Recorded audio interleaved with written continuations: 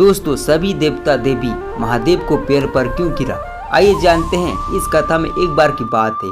एक ऊंचे पर्वत पर भगवान महादेव गहन तपस्या में लीन बैठे थे। तभी माता पार्वती वहां पहुंची।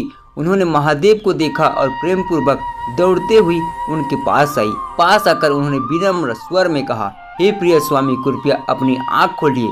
माता पार्वती की वाणी सुनकर महादेव ने धीरे धीरे अपनी आँख खोली और मुस्कुराते हुए बोले, हे देवी, बताइए आप क्या कहना चाहती हैं। माता पार्वती ने चिंतित होकर कहा, हे स्वामी, आप इस निर्जन पर्वत पर इस प्रकार तपस्या में लीन क्यों रहते हैं? आप इतनी कष्ट क्यों सहते हैं?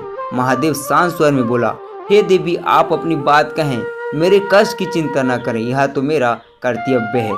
तब माता पार्वती बोली, हे प्रभु, आप थोड़ा विश्राम कीजिए, अब मैं आपके स्थान पर सब संभाल लूंगी। महादेव ने समझाते हुए कहा, हे देवी, यह कार्य सरल नहीं है, तुम इसे नहीं संभाल पाओगी। परंतु माता पार्वती हंसते हुए बोले, हे प्रभु, बस इतनी सी बात है, आप निश्चित होकर विश्राम कीजिए, मैं चारों लोक का भार संभाल लूंगी। माता पार्वती की बार बार आग्रह करने पर अंत में महादेव वहां से उठकर कैलाश पर्वत पर विश्राम करने चले गए। जैसे ही महादेव ने सृष्टि का भार छोड़ा, चारों लोक में हलचल मच गई। देवता और देवी सभी व्याकुल हो उठे। उधर माता पार्वती के लिए एक लोक का संचालन भी कठिन हो गया। उनके माथे पर पसीना आने लगा और वो चिंतित हो उठी।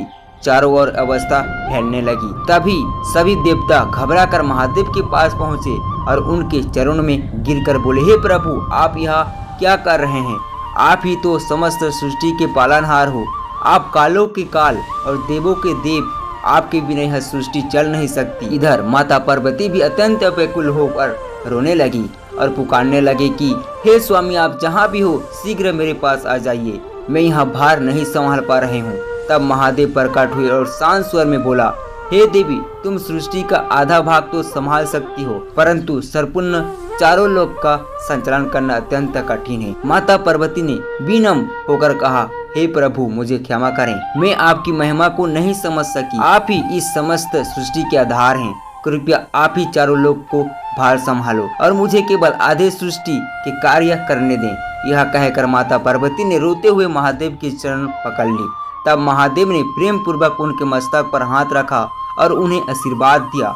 तभी महादेव बोल रहे हैं, जो भी इस कथा को देख रहे हैं उसने लाइक और सब्सक्राइब नहीं किया तो क्या किया? तो एक बार प्लीज लाइक करना, शेयर करना और कमेंट में हर हर महादेव अवश्य लिखें।